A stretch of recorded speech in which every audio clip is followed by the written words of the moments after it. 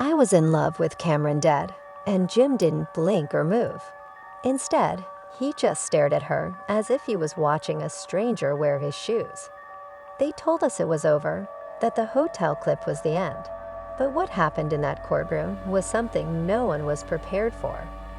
Chrissy didn't cry. She didn't deny. She looked the judge in the face, and she said the words that made the whole room stop breathing. This wasn't a leak. This wasn't reality TV. This was a bomb, and Chrissy pulled the pin herself. There were no cameras, no script, no second takes, just the unvarnished, messy truth of the courtroom. What happened next included 2 more clips, a sealed email thread, and a voicemail in which Chrissy begs Mona Scott to make adjustments. The video vanished, but it's too late now because the truth isn't just out. It's playing in 4K. Believe me, what she confesses next alters everything you thought you knew. Rewind to that courtroom and the moment Chrissy stood up, her hands shaking, her mascara smudged, her lips shaking, and the world stopping. The judge had just asked her a straightforward question, Miss Lampkin, while she was under oath. Before we move on to the evidence, is there anything else you would like to share? No one, not even her own attorney, expected her to say anything.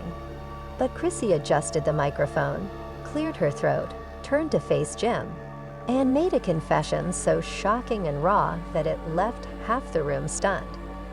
It wasn't just an emotional admission. It wasn't merely a mistake. I was in a relationship with Camron. She said it as if she was done hiding, as if the guilt had already consumed everything else. Jim didn't say anything. He just sat there as if someone had disconnected the man completely. At one point, he was Jim Jones, the Harlem kingpin, the Dipset legend, the devoted ride. It wasn't a hookup or a fling, but a full-on behind-the-scenes, late-night, voicemails burner phone, delete those texts kind of relationship. Or die, then he was just a guy in a courtroom being grilled by the woman he had built a whole brand around. You could hear a pin drop. The court clerk even appeared to see a ghost, and Camron was sitting 2 rows back in sunglasses indoors with his head tilted slightly as if he had known this moment was coming. Perhaps he did, because perhaps this was the plan all along. Let's not act like this. Chrissy in a hoodie sneaking into the Moran Hotel at 9:13 p.m. with Reggie opening the door, wine glasses, slow music, and a pillow talking about suffocating in someone else's life were the signs that appeared out of nowhere. And the USB clip cam that was dropped last month wasn't just a sneak peek. It was a declaration of war. However, it wasn't the images that caused the internet to go crazy, but rather his voice. Saying Jim still thinks I met my cousins, he's so easy. Fast forward to today, and we find out that Camron, not Reggie, was in the hotel. Let that sink in. Cam Jim's ex-decade brother, his former friend, and the man who once toasted at their engagement dinner was Camron, and Chrissy simply sat there on the stand telling everyone she was with him. Mama Jones stood up so quickly that security had to hold onto both of her arms as she yelled, "Wildite, you snake, you ruined my son Chrissy." She didn't flinch or even cry. Instead, she appeared exhausted, not sad, and not sorry. She told the judge that she was ready to present her own evidence, including screenshots of her travel logs and pictures from burner phones, to confirm everything Cam had already done. The situation worsened when Jim's lawyer, who had remained silent the entire time, got up, leaned toward the microphone, and said, "Your Honor, based on this new admission, we'd like to file an immediate motion for fraud, emotional abuse, and brand sabotage." She called it the unfinished truth, as if this was a story she was finally ready to tell. The entire Jim and Chrissy machine wasn't founded on love. It was monetized through VH1 specials, spin-offs, brand deals, podcast cameos, merch, wedding rumors that sold out interviews like tickets, and brand sabotage. Let's talk about that. This wasn't just a cheating scandal, it was a business implosion. The reason it's all falling apart is because the foundation was phony, because the woman Jim called. How did we get here? According to insiders, it didn't begin with Reggie or Cam. Rather, it began with resentment. Word has it that Chrissy felt marginalized and wanted more control over the story and brand power. She allegedly told producers, "I'm not here to be his accessory, I'm building mine." And that's when Cam reappeared. Whether you think it was comfort, retaliation, or just a chance, Chrissy's relationship with Camron wasn't a one-time resurgence. According to court documents, she allegedly met Cam in private on 8 different occasions over the course of 2 years, including during private flights, hotel check-ins, unregistered dinner reservations, and that USB. That was just clip 1. Although Cam leaked that as well, his legal team claims to have 2 more videos and a voicemail in which Chrissy calls Mona Scott directly and says, "Cam can't know, he'll use it please. Just make sure the footage is wiped." You may be wondering, where's Jim in all this? He hasn't spoken out publicly, but inside that, witnesses report that his hands were shaking beneath the table in the courtroom, that his lawyer gave him a stress ball, and that he never once looked at Chrissy during her entire testimony. How could he have done that? This isn't just betrayal, it's surgical heartbreak. Discovering that your worst enemy turned into your girl's safe haven, and that the man you once toured with held secrets she wouldn't even divulge. We have more footage and it's dated, but wait. Just as Chrissy's testimony was coming to an end, the judge asked if anyone else had anything to submit before recess. Guess who stood up? Camron's lawyer held a brown folder as he said the 7 words that made everyone in the room freeze once more.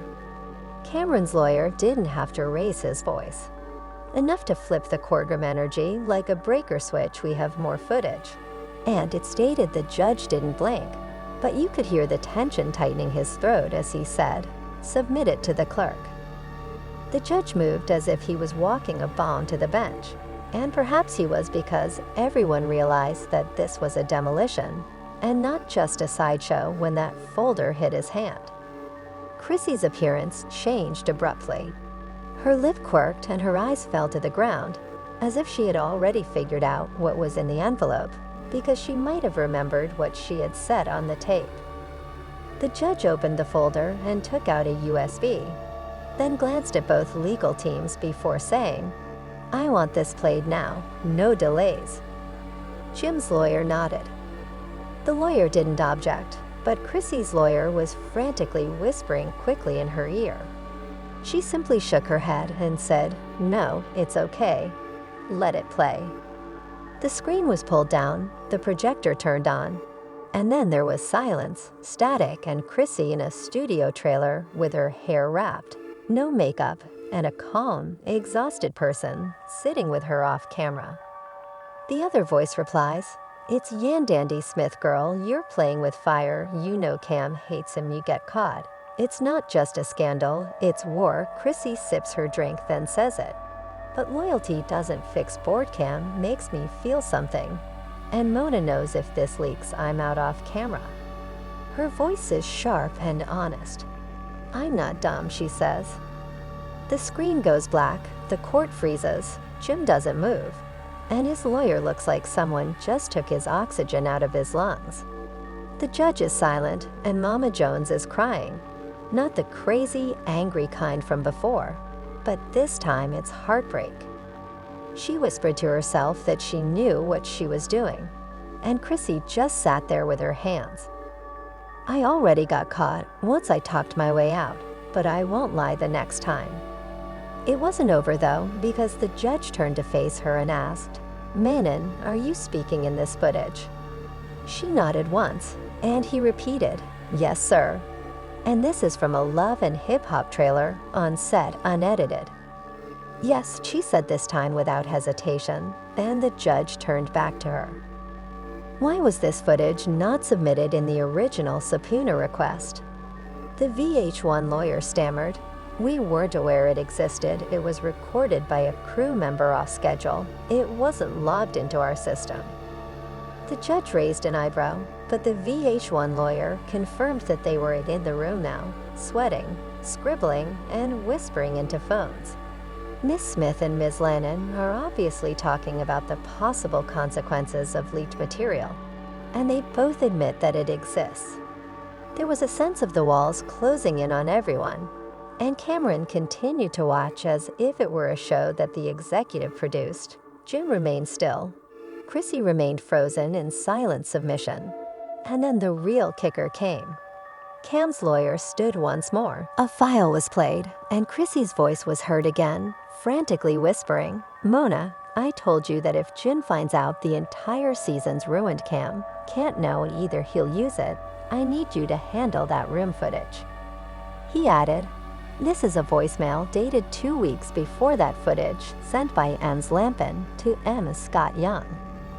Reggie swore it was erased. It took 3 minutes for everyone to calm down, and once they did, the damage was already done. This wasn't just about cheating anymore. It was a cover-up, a manipulation of production, and an attempt to destroy evidence during an investigation. You promised that the courtroom burst into silence. A man in the gallery literally got up and shouted, "She used Mona like a fixer." The judge slammed the gavel order in the court. Ongoing legal matter, VH1's lawyer appeared to be watching his career flash before his eyes, and then Jim got to his feet. No one was prepared for this, and his lawyer attempted to stop him, but he dismissed him. He turned to face Chrissy, and everyone held their breath before he took 3 steps forward and asked her quietly, "Was any of it real?" The question hung in the air like smoke, and Chrissy's lips parted. She blinked and she looked down, but Jim didn't say anything. The silence was louder than a slap. Jim nodded once, then turned to face his lawyer, who whispered something in his ear. Jim didn't flinch or react. Then abruptly, he took out a document and handed it to his lawyer. "Your Honor, Mr. Jones would like to file a motion to countersue Miss Lampkin for intentional deception and emotional distress." And brand fraud, the judge appeared surprised and asked, "You're filing now?" The attorney answered, "Yes, today." However, the courtroom wasn't finished with twists, because as the judge was about to take a break, a clerk entered with a sealed envelope. "From Homeland Security," he said softly, leaving the courtroom perplexed.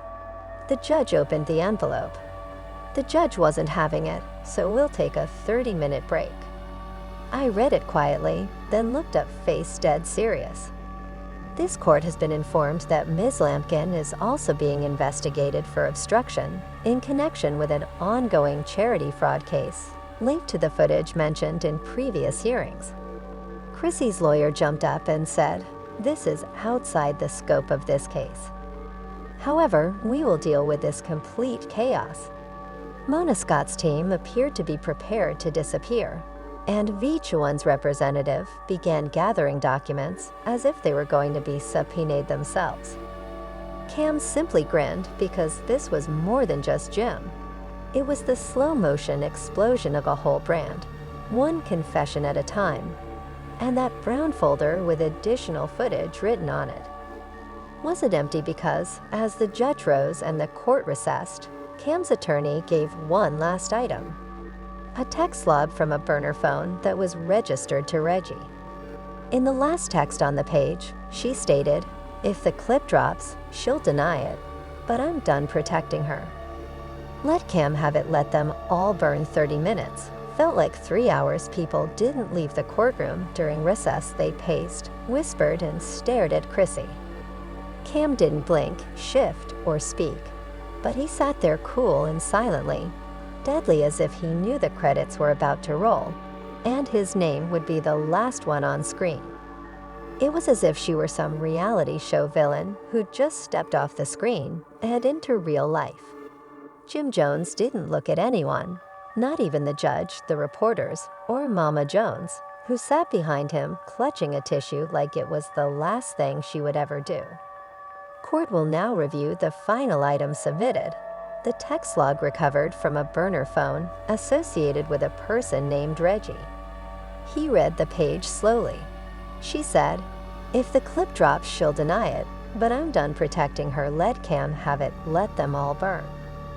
The tension was so high when court resumed that it seemed like sound couldn't travel. The judge returned, set down his papers, and wasted no time.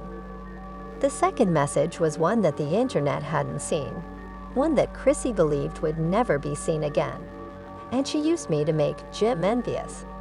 She claimed that Dipset was done and that she wanted to feel strong for once. She claimed that Cam treated her like a queen, and I was just the cover. When a woman in the second row actually covered her mouth with both hands, Mama Jones broke again, muttering, "Oh my God." "Manon, are you aware of these messages?" The judge asked her directly. "I am now." "Do you deny their content?" She nodded once. "No," she said, pausing, closing her eyes, and then whispering. That's when Jim's lawyer stood again. "Your Honor, with your permission we would." The courtroom didn't breathe because, if that contract was real, Chrissy would have broken terms during the show's recording. "We would also like to submit a contract signed by Mr. Jones and Miss Lannon that details their co-ownership of their upcoming Netflix documentary series.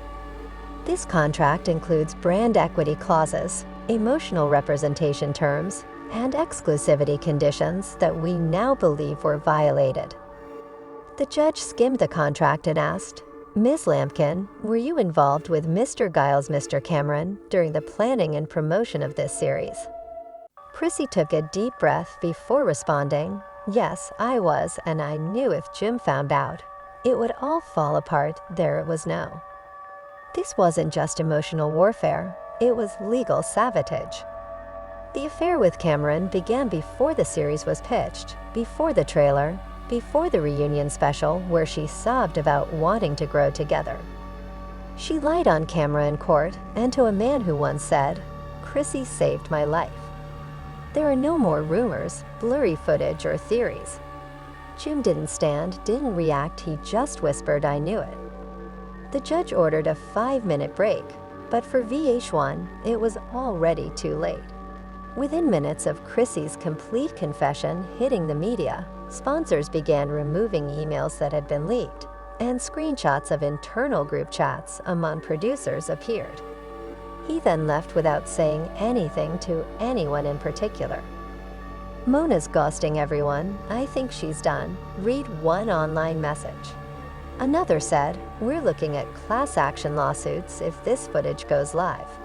Then came the shocking revelation. "You don't realize this wasn't just a show, this was manipulated grief. They made Jim believe in love for the sake of camera," an anonymous post by a former VH1 editor said. Angles and Chrissy continued to comply until she was relieved. By dusk, the SARS Chrissy Confession hashtag had amassed 7 million views. Her testimony was captured on TikTok, accompanied by depressing music, shaky edits, and captions, such as, "She wanted fame, he wanted forever."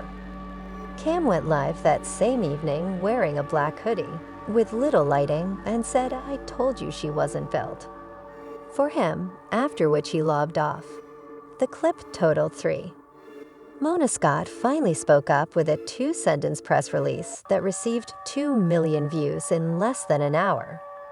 She said, "I was unaware of Miss Lampkin's actions behind the scenes, and I am cooperating with all legal investigations moving forward." However, no one believed her because producers' assistants and interns were now crawling out. Fans are claiming that she looked left after saying it, as if she was looking for a clue that it wasn't real.